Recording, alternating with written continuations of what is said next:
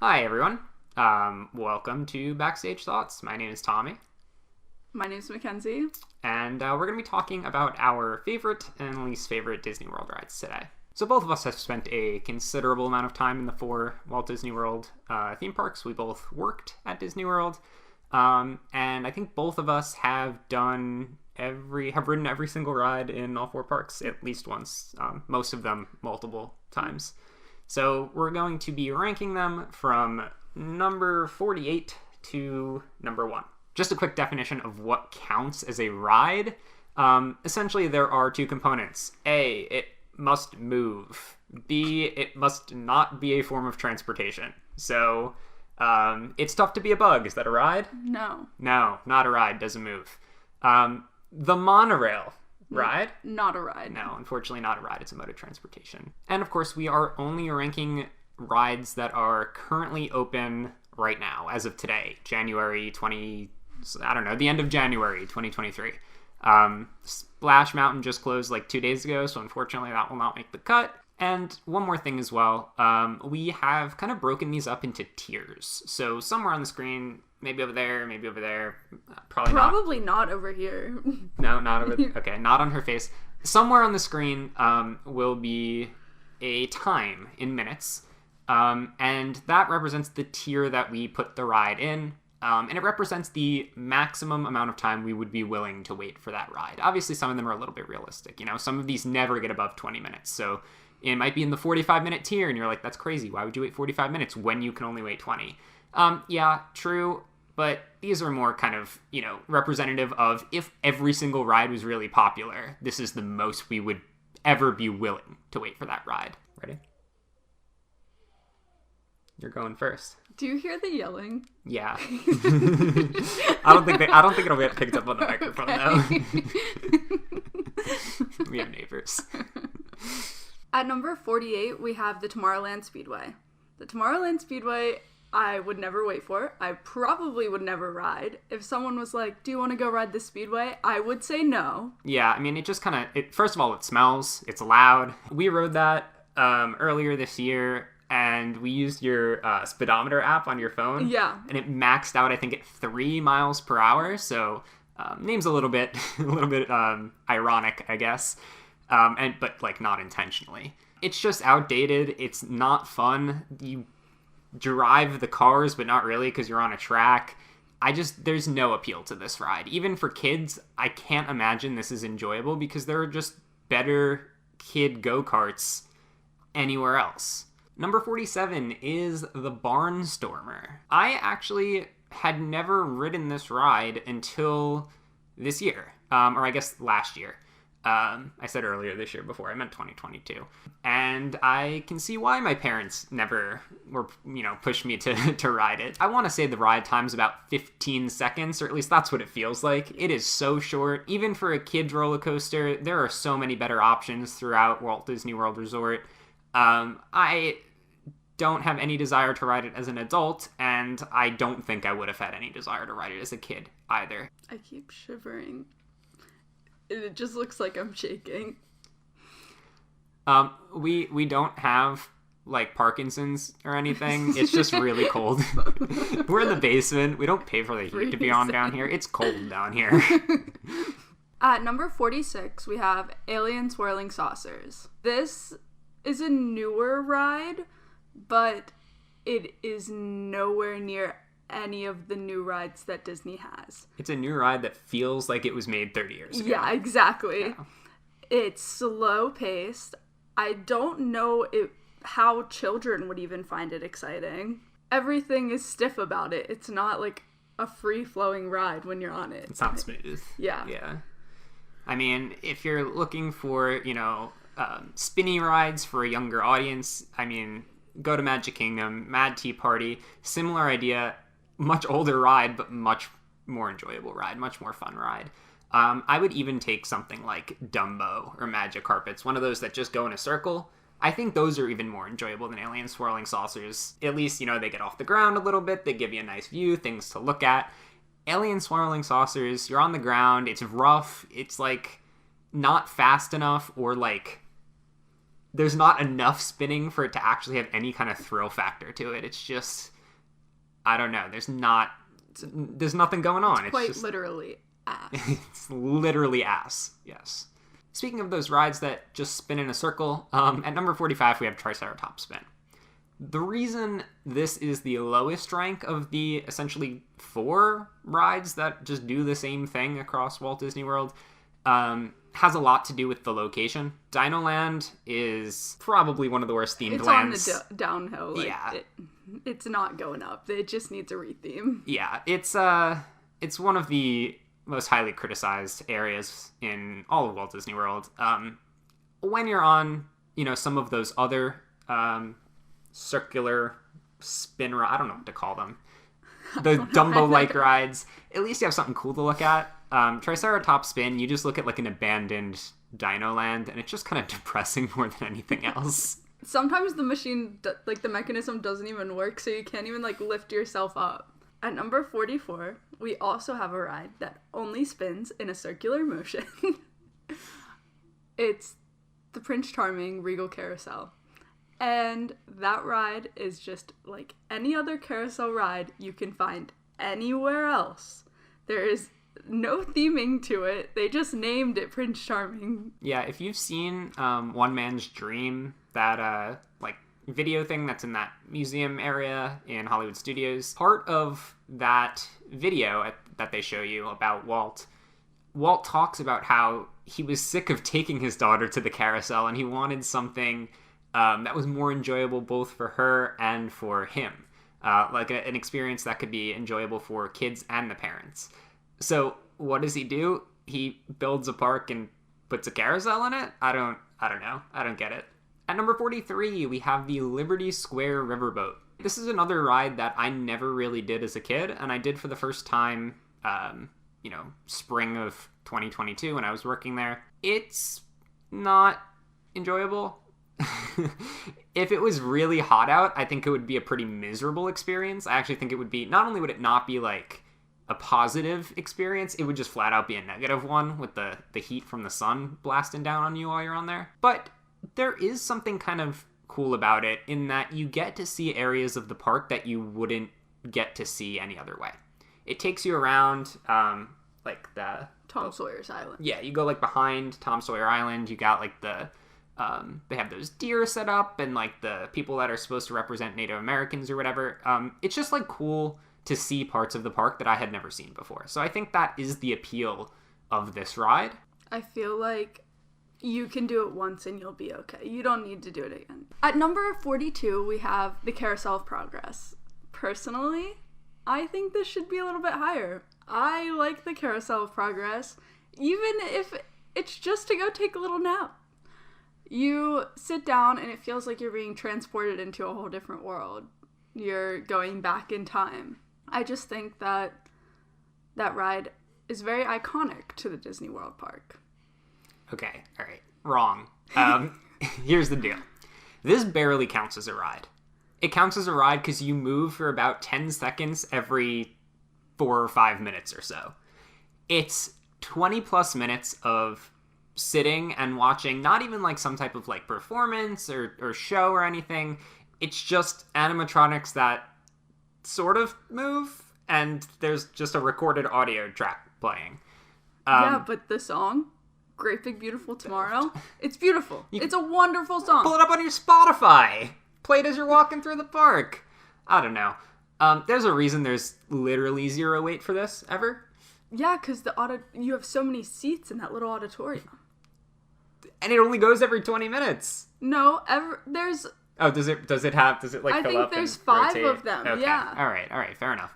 But I don't know. It's the other thing about this, right, is it's like, okay, cool, we're in like the 20s. It's like, oh, they just invented the microwave. No, not even the microwave. It's like, oh, they do invent the microwave in there. Okay, they just invented the microwave, and then you transport to like the year 2050, and it's like, wow, I can tell the oven to heat, and it does it for me. I'm like, what happened to the like 100 years in between there? They keep trying to update the last part of it to like remain relevant with what we expect in the future, but it's such a drastic jump from the scene before it. It's so jarring, and it just doesn't There work. should be a nice the second to last scene should also change a little bit. So there's like a 20-year gap, and then another 20-year gap, not a whole 40-year gap. Or they could just tear the whole thing down and put something more interesting in there. Listen, not everything has to have a thrill. You said it yourself. No, it doesn't have to have a thrill, but it should be interesting. It is interesting. You're like inside of Walt's mind. No, Walt's mind is frozen in a freezer somewhere in California. Can't say that. At 41, we have Under the Sea, squiggly line, Journey of the Little Mermaid. Again, I've said this a couple times, and I think this is true for a lot of the rides that are towards the bottom of the list, probably because my parents knew something that I didn't. I never rode this until I was an adult. I don't remember riding this ride until I was an adult also. Yeah, and it's not good. I typically enjoy the little, slow rides that go through, like, movie scenes, and they have the music playing with the animatronics, whatever. This is probably the worst example of that type of ride anywhere at Walt Disney World. The animatronics are not good. Ariel looks so creepy. Like, I like the idea of the ride. I think it needs an update. I don't know why you would take a child on this ride either. The animatronics are scary.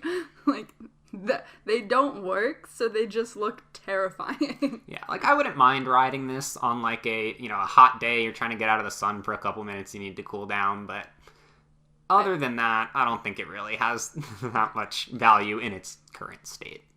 At number 40, we have The Seas with Nemo and Friends, which is right along the lines with what's it called? Journey into the Sea. Dang it, it's wrong. Right along the same lines as The Little Mermaid, except the animatronic. Well, is it even animatronics? It's kind of just projections. Yeah, well, they kind of make it a little bit better. There's projections, and then like there are those figure things. I don't know if I'd call them animatronics. It's just like Dory's on a stick, like floating around, Yeah. With the jellyfish, they're really the best part of the whole ride. Yes, yeah, that's top tier. The best. That's what puts this above The Little Mermaid. Well, what about the part where you're in the EAC and the screens that are one's disjointed? Really good too. So like Crush goes to cross from one screen to the other, and it's like there's a black spot, like a black line down. No, he's like cut in half. He's like his head's over here, and his head's also over here, like because it doesn't line up right. There are so many other rides that are very similar that are way more enjoyable. The other thing about this ride, it's not old. Like, I remember when this ride opened. But it feels so old. The queue for this ride, I feel like I'm walking a marathon to get there. It's longer than the ride itself. Yeah, the queue is so long. It says 10-minute wait. It's like, all right, there's not actually 10 minutes worth of people in line. It just takes 10 minutes to walk from the entrance to, like, where you get on the show. Yeah, this ride will never hit a 5-minute wait time because of the walk. Yeah. At 39, we have Astro Orbiter, another one of those Dumbo, Magic Carpets, Triceratops spin in a circle type rides. The reason this one is ahead of Dinosaur is because the theming's a little better, the land that it's in is a little better, and higher better, obviously. However, there are... Oh, no, get your mind out of the gutter. There are two other of the same type of ride that are ranked higher. And the reason for that is because, A, the wait is, like, unreasonably long because of the whole elevator thing and the fact that, I don't know, I don't remember exactly what it was. I just remember it being really inefficient the way they loaded up the ride. Yeah. Well, they can't have the same party, or they can't have different parties getting on the elevator together. There was, like, a 4 people max on the elevator, and then once you got up there, you had to wait again. You didn't just automatically get on the ride then. Yeah, I don't know. I just remember being a little annoyed by the fact that there were only like 10 people in front of us in line. And it still took like 15 minutes. Yeah. And then also the fact we were so cramped in there. And we are not big people. No. Every time we moved, I felt like I was just like crushing you. The whole ride. She was. Yeah, I don't know. Not very enjoyable, not very fun. That's why it's ranked here. At number 38, we have the Grand Fiesta Tour. Starring the Three Caballeros. Which is a really good ride. In the World Showcase 10 years ago. It could use a retheme. And there are many options for that retheme. Coco? Yeah. Coco? It's just a boat ride. I like this ride. I'll ride this ride. But everything else above this ride is just more enjoyable to me. There's nothing special about it. At number 37, the Magic Carpets of Aladdin. This would be a little bit higher if the camels still spit at you. I have fond memories of being spit at by camels as a child. They don't spit anymore. I don't know why they don't spit anymore though. I don't have memories of riding this ride at all. Except for the camel spitting on me. That is it. And they don't spit anymore, so get your act together, Disney. At number 36 is basically the same ride on the other side of the park. It's Dumbo. What I don't understand about Dumbo is that there's 2 of them. Well, that's to cut down on the wait time. They There built the second isn't a wait one. time. There was a wait time. There was a wait time. And now there's 2 of them, so it worked. There was a wait time. There's no wait time anymore. It worked. Before it was in, what's it called? Like circus? Yeah. Like Big Top Circus or something. There was a wait time when it was Toontown. No one liked Toontown. I love Toontown. No one liked Toontown. It reminds me of like the SpongeBob movie when they build the Krusty Krab 2 right next door to the original. That's what they did with Dumbo. Have you seen the playground inside of Dumbo? Yeah. I also don't really get that one. Is it like somewhere you have to wait? Yeah, so like they give you a buzzer, like a pager. Okay. And you go in and you play, and when it's your turn to like get in line to like get on the ride, it buzzes. And but if you're adults, you should just be allowed to like wait in a regular line. If you don't have any kids. You can skip that. Oh, okay. We skipped that when we rode it. Oh, did we? Yeah. At 35, Journey into Imagination with Figment. As a child, I hated this ride. As an adult, I just dislike this ride. It's because you've learned how great it is. No, if it was great, I wouldn't dislike it. The skunk smell, I didn't like then, I still don't like now. It lasts 30 seconds. But why do I want to be sprayed with skunk smell? It's not like you smell like that for the rest of the day. I just don't want to smell it. Just for 30 seconds, you'll be fine. I don't know, but I don't want to... You know what I think Why am they I should waiting do? to ride a ride to just be fine? Wouldn't I want an enjoyable experience? It is enjoyable. No. It's skunk smell. Yeah. Alright, I'm just gonna go, like, fart all around the house. You don't smell like skunk. It's the same idea. No. Same concept. No. When Figment sprays the skunk spray, where does it come from?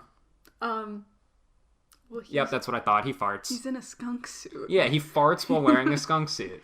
On top of the skunk spray smell thing, this ride has been broken every single time. We rode it at least... It adds character. We rode it at least 10 times. Do you know why? In 2022. And because it's my favorite ride. And it was broken every single time.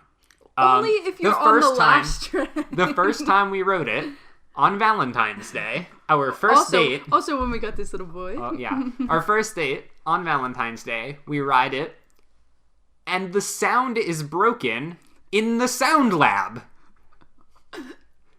The whole point of it is that you hear the train, the thought, whatever. Can't hear a thing. No sound. At number 34, we have Star Tours. The adventure continues. This ride was the first time I felt like I was really in the Star Wars universe. Ever since the whole Star Wars land, Galaxy's Edge, exactly, has opened, I feel no desire to ride Star Tours. It was cool. It was fun at one point in time, but very similar to another ride that we will discuss somewhat soon. The technology has surpassed this. Because of that, it's just not a ride that's worth riding anymore. At 33, we have Cali River Rapids. I may be a little bit unfair, and I think Kenzie also might be a little bit unfair towards this one because I hate water rides. I hate being wet. I have ridden this ride once, and I will probably never ride it again. I understand that some people may get enjoyment out of it. There is a little bit of a thrill factor to it. I can admit that, but it seems kind of short. It seems kind of gimmicky. Like, I felt like when I was riding it, the purpose of it was just get you wet and then send you on your way. I didn't really feel like it had much theming going on or much of a purpose beyond get you wet. If there is a ride where I am going to feel uncomfortable for any portion of the day afterward, I don't want to ride it. Yeah. And that's how I feel on water rides. Yeah. If you like water rides, maybe you might put this a little bit higher. I tried to be a little bit objective with these rankings and take into account that some people do enjoy this type of ride, but even then, I couldn't rank this any higher than this. At number 32, we have Mad Tea Party. And you might be thinking, as I was, why is this so much higher than Alien Swirling Saucers? They're basically the same ride. But it was brought to my attention that you do have control when riding Mad Tea Party over how fast you spin. Kenzie, I think you destroyed all of our credibility when you said that it's basically the same ride as ass. You spin so much faster in Mad Tea Party. You walk out of there, you can't even walk straight. Like, that was my favorite thing as a kid, was walking out of Mad Tea Party not being able to walk in a straight line to the exit gate. Alien Swirling Saucers, you barely swirl. You barely spin. Mad Tea Party, you know? Your elbow was about this close. Unlike some of the rides like, say, Star Tours, where it's so new and it's not so new, but it's a newer ride that relies on newer technology. Mad Tea Party, which relies on much older technology, holds up better than something like Star Tours, because Star Tours was a gimmick, right? It's a gimmick because of that technology. The screens and the 3D glasses and the moving seats or whatever. A ride like Mad Tea Party doesn't really rely on a gimmick. It's just fun. So it holds up better. 31, Soarin' Around the World. I alluded to this earlier when I was talking about Star Tours. This was a great ride when it opened. It was a very popular ride for good reason when it opened. It has not aged as well. There are better rides both in Disney World and honestly in other parks as well that use the technology better. This ride, the enjoyment level I feel like is also, or the immersiveness of it is also highly dependent on where you sit. If you're in the middle at the front, it's a much more immersive experience than if you're like, on the edge in the back where you're seeing everyone's feet and you're seeing the corner of the screen cut off. It's kind of my favorite part of it, seeing other people's feet in the air as you're anywhere in the world. The ending as well, where it shows Epcot. Epcot doesn't look anything like that anymore. It doesn't look anything like that. So, I don't know. I loved this ride when it came out in, 2008 or something like that, somewhere around there. But it hasn't aged well. At number 30, we have Mission Space. It makes you really feel like you are going to space, except for the fact that every time you ride, it's the same. It is unique. I don't think there is anything like this anywhere else in any other theme park. So that's a huge plus for it. It does feel a little bit old, but I don't know. I like it for its uniqueness. The fact that, the G-forces and the spinning and the, trying to lift your hand up as you're taking off into space. It's a really unique attraction. At number 29, It's a Small World. This is a classic. It's iconic. Everyone knows It's a Small World. And it's still a pretty enjoyable experience. This is kind of, one of those examples when I was talking about Under the Sea, Journey of the Little Mermaid earlier, where I was like, there are similar rides that are just better. This is one of them. It's a little bit different in that it's a boat ride, not it's not on a track, but it's the same kind of idea. It's a slow moving ride.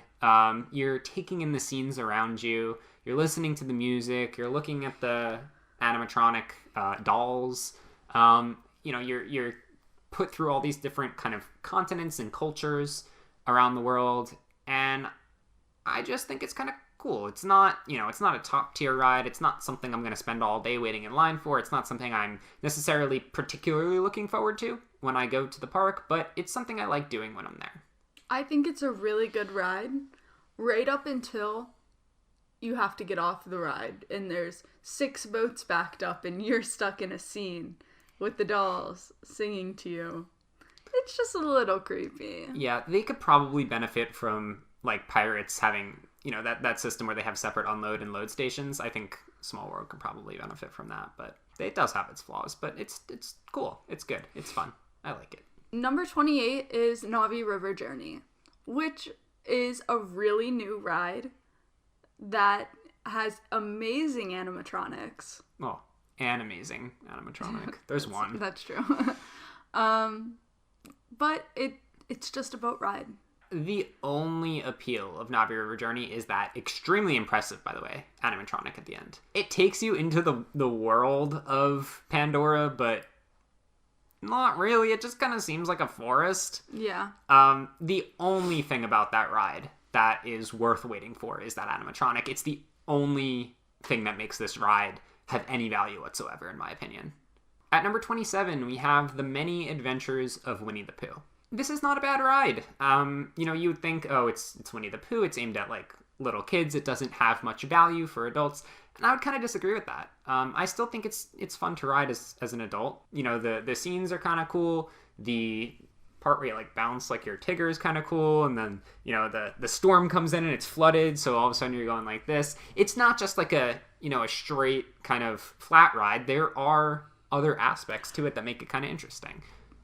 And I think the Winnie the Pooh queue is one of my favorites, just because it's so gross and I don't really want to touch anything, but it's such an interactive queue. Yeah, there are pros and cons to that too. It does, like, hold up the line sometimes when you have kids running all over the place trying to touch everything.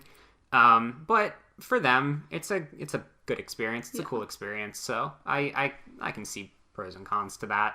At number 26 is Frozen Ever After. This is a showing of how retheming can really boost a ride. To an extent. But it's also just a boat ride that people are waiting over an hour and a half to ride. The animatronics aren't very good. Okay, I disagree with some of that. I don't think this is an example of retheming gone well. I think it's the exact opposite. It boosted the popularity of the ride, sure. And if that's, I guess that is Disney's end goal, so fair enough. But the Frozen theme does not fit the ride track. This was not a thrill ride, but it was a scary ride. It had thrill elements to it. And Frozen, with their sing-songy and whatever, doesn't fit that. The part where you go backwards and then you go forwards down the, down that little drop, does not fit with the theming of the ride. It's very obviously something that was designed for a different purpose that they just slapped some new stickers on. I think if for the first time you are walking on to Frozen Ever After, not having known it was rethemed, you wouldn't notice. You wouldn't notice because you wouldn't think to notice, but it's still, like, I could still be riding that for the first time and be like, why is a Frozen ride sending me backwards down a hill? Why is a Frozen ride getting me wet? It doesn't fit. The water or the ice, it's just unfreezing. No. The ride track and the theming of the ride don't fit. I like both of them separately. I think the theming is okay. I think the ride track is cool. But they don't work well together. And I think this is one of few examples of rides that are like that in Walt Disney World. At number 25, Slinky Dog Dash. This ride consistently has one of the longest wait times in Hollywood studios, and I do not get it. It's not that interesting. It's an outdoor baby coaster, essentially, with very minimal theming. I mean, it is in Toy Story Land, right? So I guess it's kind of cool. You get to take in Toy Story Land as you're riding it, but the ride itself has theming comparable to, remember Primeval Whirl in Dino Land? No. It was like a mousetrap type ride. Yeah. Yeah, it has theming comparable to that, in that every once in a while there's something to look at. Like, there's some, like, sign that goes over the track, and that's about it. The ride itself is not very thrilling, not very fun. Mediocre. For children, I guess it could be interesting, but I think Space Mountain, Big Thunder Mountain Railroad, even Seven Dwarfs Mine Train are way more interesting, like, kid-type coasters than Slinky Dog is. At number 24 is Seven Dwarfs Mine Train. I went to Disney, like, right after this ride opened, and we didn't feel the need to ride it. Every review that we heard, it's so similar to Big Thunder Mountain, you don't need to ride it. Other than the theming. So we didn't ride it. 2 years later, I went again, and we did ride it. And I actually do really like this ride. I don't think that it's as similar as people think to Big Thunder Mountain, but I also don't think that it's worth the extreme wait time that it's always at. Yeah, it's cool. What does that message say on the camera? Movie recording has been stopped automatically.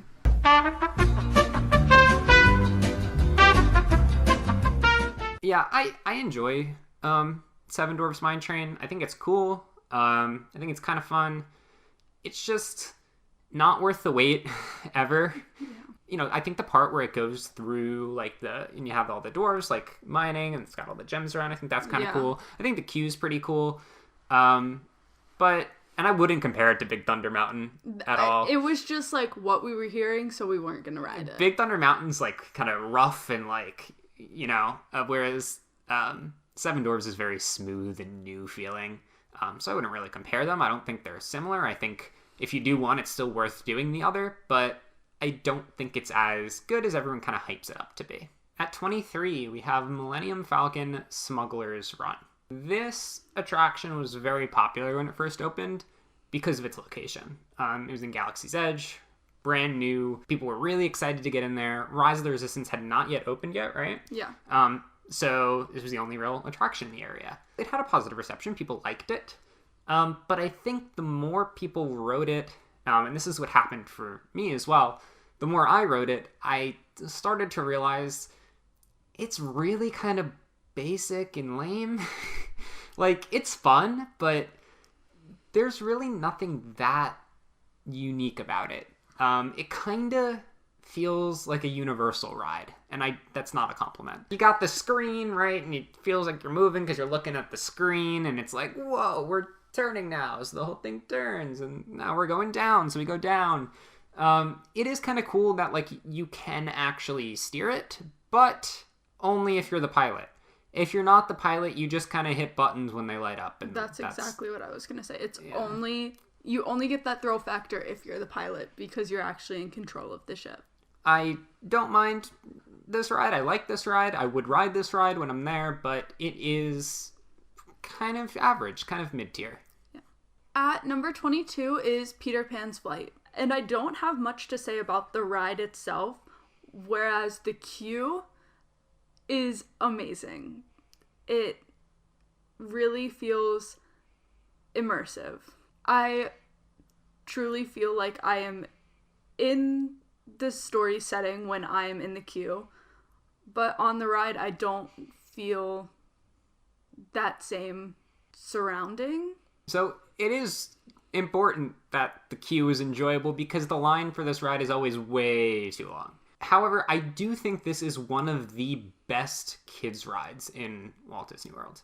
And by kids rides, I mean like young kids rides, right? Because kids will do things like Space Mountain and Big Thunder Mountain Railroad, and, you know, Test Track, things like that. But for little kids that can't do those thrill rides yet, this is probably the best of the best for them. And the reason I say that is because to them, it does give the appearance of flying. And even as an adult, it still kind of holds up. It's still a pretty cool experience. At 21, we have Spaceship Earth. And even though you hear the sound of the entire time that you ride it, because it's old and squeaky and rusty, and even though the little screens that they put in there, 10 years back, something like that, don't even work anymore that well, I still love this ride. It is great. You know, obviously the outward appearance of this ride does a lot for EPCOT, you know, the ball, very iconic. But even the ride itself, I find to be very enjoyable. I like the history. I like the smells and the sights and the sounds. It's a good length. It's a long ride. You get a lot kind of out of the experience. I don't know. I just think this ride has a lot of value. And I think the way it does kind of run you through human history like that is really cool. At number 20 is Buzz Lightyear Space Ranger Spin, which is a fairly decent ride with a really cool concept to it. But that's all I really have to say about it. It is a little bit outdated in terms of the shooting technology, but even that being said, it's way better than something like Men in Black at Universal. Like, you can see where you're shooting, right? The dot shows you where you are. You have to kind of figure out which dot is your dot. But once you locate your dot, you can be like, okay, I'm too far to the left. I need to adjust. The theming of it, I really like, too, because it's not Toy Story, right? It's Toy Story, but it's not Toy Story. It's nothing like Toy Story Land, where there's toys everywhere and it's cheery and upbeat. No, you're in outer space. Yeah. And you're fighting the Zurg and his alien guys.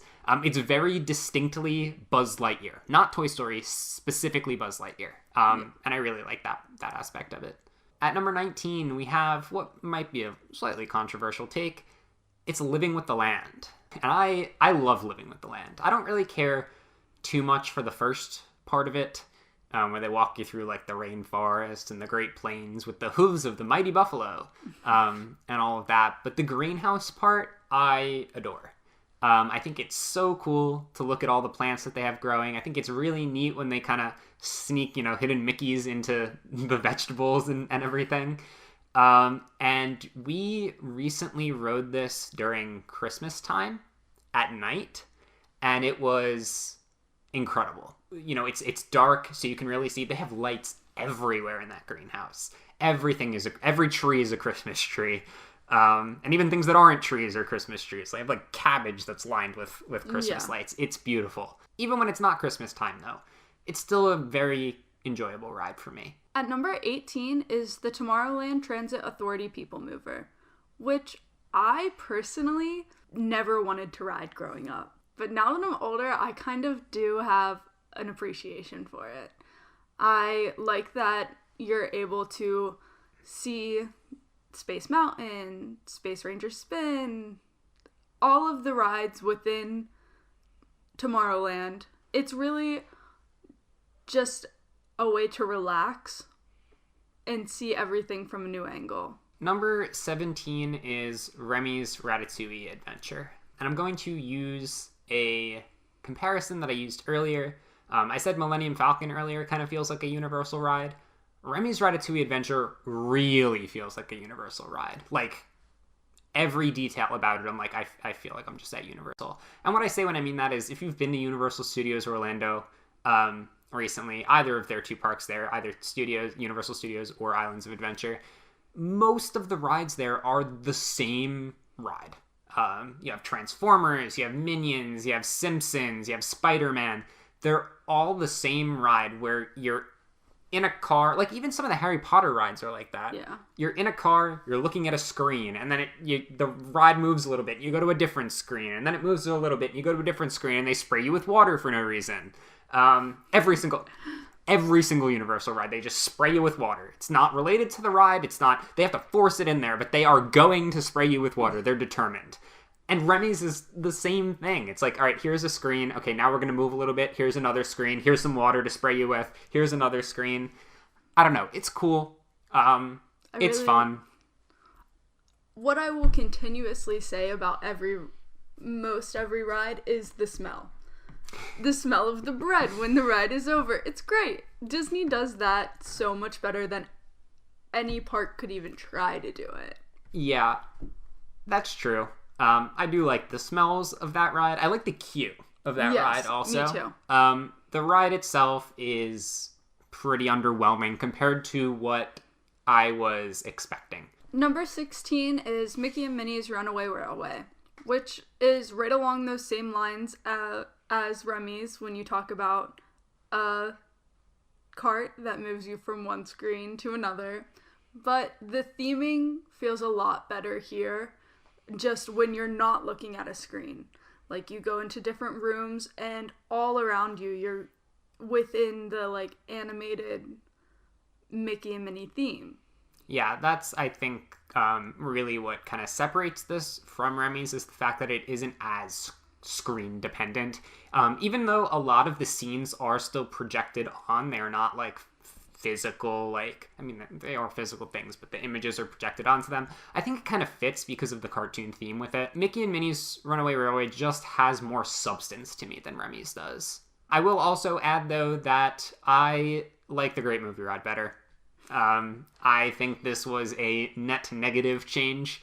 The Great Movie Ride was great, and now Jungle Cruise is the only ride where the cast member is a main part of the attraction and is an actor, and I wish that there were more of those. At number 15, Haunted Mansion. It's classic. There's not really much to say about Haunted Mansion because everyone knows. It's a great balance of spooky but not scary, right? It's spooky, but it's not something that's going to freak out children. Children can enjoy it, they can ride it, they can kind of look at all the different sights and effects and everything and appreciate it without coming out, terrified or crying. The way that the cast members fit in with the theming of the ride, I think, is great. I know some of those cast members. If you're watching, hello, hi, well done. We appreciate you. The queue is great also. Some very funny tombstones in that queue. And it's an interactive queue, which not a ton of rides have. Yeah, I think a lot of the interactive queues that they added in the early 2010s have been phased out. If you look at interactive queues, Space Mountain's interactive queue, Soarin's Soarin still kind of has an interactive queue, right? But not, the line's never long enough for you to. Yeah, there are some that are well done, some that are not so well done. I think Haunted Mansions is done well though. The interactive elements of it. At number 14 is Jungle Cruise. I really like this ride because it's so dependent on the cast member. That allows almost every time you ride for it to feel like you're in a new Jungle Cruise. Every time you get on this ride, you're with a different skipper and they all have different jokes that they would like to use while you're on their boat. And I just feel like that really adds to the personable effect of this ride. Yeah, once again, I will say I do like attractions where cast members are involved in the entertainment experience of the attraction. I love the puns and the jokes. But I will say, on the downside of this ride, because there are downsides, one of the downsides is even though different skippers use different jokes in their spiel, they still draw from the same book of jokes. So if you ride this a whole lot, the jokes will get stale. And since the jokes are the entire basis of the attraction, it can get old. But yeah, I love this ride. 13, Pirates of the Caribbean. Kenzie accuses me of being biased because I worked at Pirates. I am not biased. If anything, I would rank it lower because I worked there and I had to hear the same sounds over and over and over and over and over and over again. But no, I genuinely think Pirates is one of the better rides at Walt Disney World. It's old. It breaks down a lot, but it still holds up. It's still a fun experience.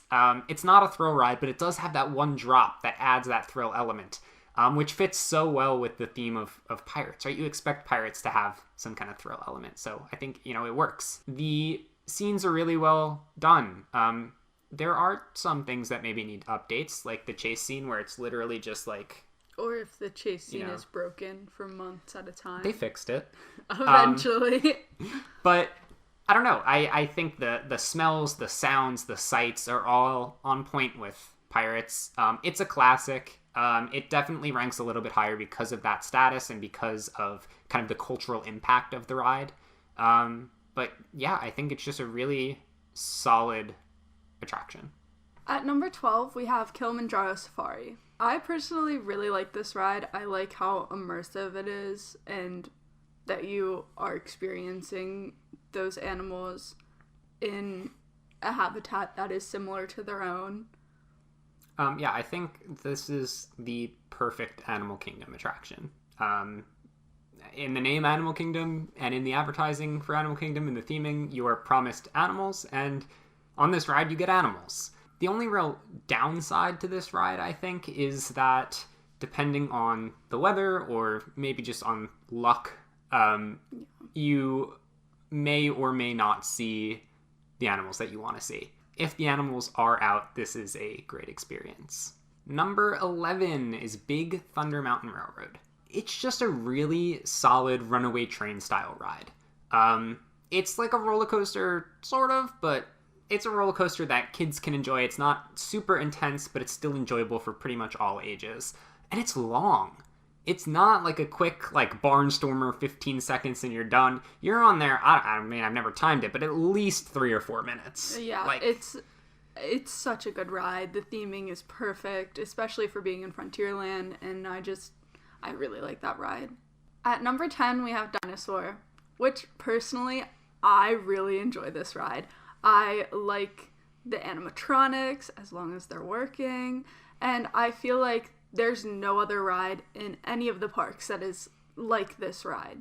Yeah, I mean, you say none of the other parks have anything like this, and if we're talking about the Florida parks, that's true. Obviously, over in Disneyland, you have the Indiana Jones ride, which is the same ride with different theming. And I've heard from a lot of people that their biggest fault for Dinosaur is that Indiana Jones is just so much better. Can't really comment on it. I have ridden Indiana Jones. It's just been a while. I think 2014 was the last time I was out in Disneyland. I don't think you've ever been out I've there. never been to Disneyland. We'll be there eventually. We'll make it out there, but I can't really comment too much on that comparison because I haven't been to Disneyland recently enough to really remember well enough. But what I can say is that I really, really enjoy Dinosaur. It's a fun ride. It's a thrill ride that's not a roller coaster. I like they're not gonna make it. They're not gonna make it. Like the guy that's constantly in your ear, letting you know what's going on. You really get that kind of adrenaline rush of feeling like, oh, like we gotta hurry. We're gonna get eaten by dinosaurs and killed by a meteor, and we're all gonna die. And then they made it. And I like the feeling that like you're doing something wrong on this ride constantly. Like you know you're not supposed to be doing it, but it's for the thrill. And I just think that's very specific to this ride. At number 9, we have the Twilight Zone Tower of Terror. Now, if I was basing this only on personal opinion and my own personal enjoyment of these rides, this would be much lower. I don't like drop towers. I don't really get anything out of them. However, I know a lot of people do enjoy this ride, and I can see the appeal in this ride. It isn't just a drop tower. There is theming that goes into it. You have that whole section before where they're taking you into the Twilight Zone, between the pre-show and, the fact that there's actually like a vehicle moving on a track. It's not just the elevator going up and down. As far as the up and down itself, it's whatever to me. I'm not a huge fan, but as far as drop towers, this has to be the best one in the world. I can't see anyone being, better than this. At number 8 is Test Track, which is a great ride. It gives you the thrill element. It also adds a little competition to the ride. But it would be a lot better without Chevrolet. Yeah, I agree. I like it better before the retheme, honestly. I liked the more, industrial, garage component to it, rather than the whole futuristic, car of the future type of thing. I just feel like that worked better.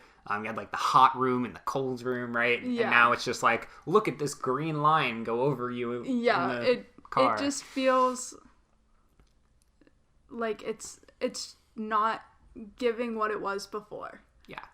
Still a fun ride. Obviously, the part where you go outside and you go really fast is always a lot of fun. The sudden stops and turns before that are fun. I just prefer the original theming, and I think... Yeah, I agree. Yeah, I think you do as well. At number 7, we have Expedition Everest. One of the most important things about this ride is its location in Animal Kingdom. Animal Kingdom needs this ride. Animal Kingdom has Dinosaur, and I guess now they have Flight of Passage and Pandora, which we'll get to. But there aren't a lot of thrill rides or thrilling experiences in Animal Kingdom. It's more of a laid-back park. So having Everest in there really kind of gives it something that it needs. It is a really solid coaster. It is more intense than something like Big Thunder Mountain Railroad or than, Space Mountain, but it is still tame enough for some kids to enjoy. Maybe, maybe not 4 or 5-year-olds, but Basically, any kids that are able to meet the height requirement, I think, can handle it. I really like the theming of this ride. The queue, once you get on the ride, all of it. It's just, it really hits the placement and what Animal Kingdom needed in that area of the park. Number 6 is Toy Story Mania. I love riding this ride. I like the competition aspect no matter who I'm riding with. Even though I am not good at this ride by any means, I do enjoy just like playing the mini games. Yeah, I'm the type that constantly, whenever I'm in Hollywood Studios, I'm trying for the top score of the month that they have listed there. I haven't gotten it yet. I haven't gotten particularly close yet, but I've scored, have I broken 300,000 yet? I think so. I think I broke 300,000, so I'm getting there. Still need some more practice, but I enjoy learning the strategies for the different games. I think it's a much better shooting ride than Buzz Lightyear is. I like the use of the new technology. I like that, each thing is labeled with how much points it is, so you can really kind of make strategic decisions instead of Buzz Lightyear just kind of blindly shooting at things unless you look it up. It's not a super complex ride experience. It's just a fun little shooting ride. At number 5, Rock and Roller Coaster starring Aerosmith. The drawback to this ride, in my opinion, the only drawback to this ride, is that it's a little bit short. It's not super short. It's still longer than most roller coasters in, say, a Six Flags or a Cedar Fair park, but compared to other Disney attractions, it is kind of short. Some people maybe criticize the Aerosmith theming. I actually like it. I think that it fits in really well with the idea of Hollywood Studios. Hollywood Studios has kind of recently transitioned into more of a Disney park, but I liked that feeling of not being entirely Disney focused. And by Disney focused, I mean, I'm not talking about Disney quality, I'm talking about Disney IP. Having Rock and Roller Coaster in there and just being based not on something that Disney owns, but just, rock music in general, and Aerosmith, a really popular band, was kind of refreshing to me. Not every ride needs to be about Mickey Mouse or Elsa or, Toy Story. And it fit so well with Hollywood Studios right. At the time. You had Tower of Terror, you had the Great Movie Ride, all of these icons that weren't specific to Disney. Right. And I think it needs to, even though other parts of the park are changing, if they can at least leave part of the park that way, I think that would be really great and really refreshing. Also, it's a very fun roller coaster ride. It has a loop. It has a corkscrew. Yeah, it's probably the most intense roller coaster in all of Walt Disney World. So, it's a really fun ride. I like it a lot. Number 4 is Star Wars Rise of the Resistance. This ride is so immersive and really just makes you feel like you are a part of the Star Wars universe. And I personally love that there's 3 separate pre-shows. And that really cuts down on what is a wait time, but it doesn't feel like it because you are just being put into that world so often. This ride's great. I think the biggest downside of this ride is that it is so involved. Because the more things that you have going on, the more things there are that can go wrong. Multiple times we've been waiting in line while it's broken down. We've noticed things not working the way they're supposed to work while on the ride. I think last time we rode it, the part where Kylo Ren's lightsaber is supposed to come from the ceiling and go around. Yeah, that hasn't worked for the past couple of times that I've rode it. Yeah, so that's kind of the trade-off, right? It is so over the top. It is so elaborate, and because it's so elaborate, there are bound to be more things going wrong, because there are more things that can go wrong. Overall, though, it's an incredible experience. The pre-shows are great, the First Order cast members are great, and the ride itself is great. At number 3, Space Mountain. It is a little bit rough around the edges. It is a little bit clunky when you're riding it. It does feel a little bit old at times, but at the same time, it is still so much fun. the thrill of not being able to see, where you're going next is great.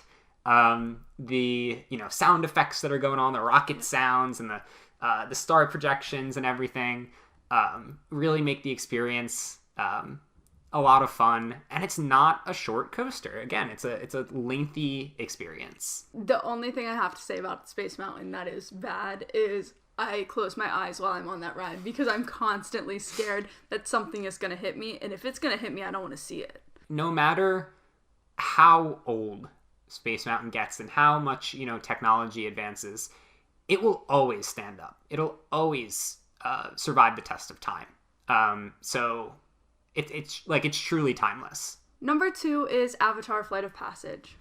This ride is unlike anything else. People try to compare it to Soarin', but it's so much more immersive.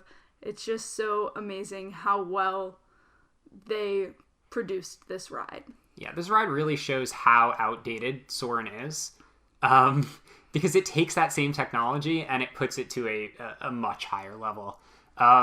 Even the fact that you can feel the ikran that's between your legs breathing, the attention to detail on this thing is insane. It is a mind-blowing experience, and one of my favorite things now is when I'm riding near people that are riding it for the first time, just watching their reaction to everything, because it blows you away. This ride isn't even dependent on the movie. Yes, it's good to have the knowledge of the movie, but you don't need it to enjoy this ride. It's breathtaking. It's beautiful. It's just a phenomenal experience. And now, number 1, Guardians of the Galaxy Cosmic Rewind. We first rode this attraction before it opened, during a cast member preview. We rode it twice during that first preview. We were actually part of the first group of people outside of presumably anyone that worked on creating the ride to ride this attraction. And then we came back for a second cast member preview. And then we came back for a third cast member preview. And then recently we saw it or rode it as members of the public, as actual guests. And every time I was going to say every time it's been just as fantastic, but no. It gets better. The first couple times we rode it, they didn't have the pre-show yet. Yeah.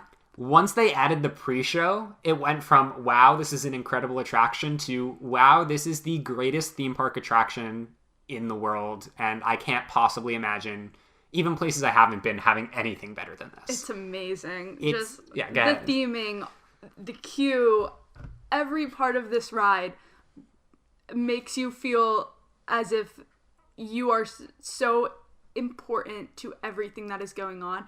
And it is an adrenaline rush ride. I don't know, it's just so perfect. I mean, we had no idea the first time what to expect when we rode it. The backwards launch, from the minute it started, we were like, that's awesome. The fact that you're on a roller coaster, but the seats rotate. Yeah. They don't just, going around the moon when it picks up speed. It's so insane. Smooth. It's so cool.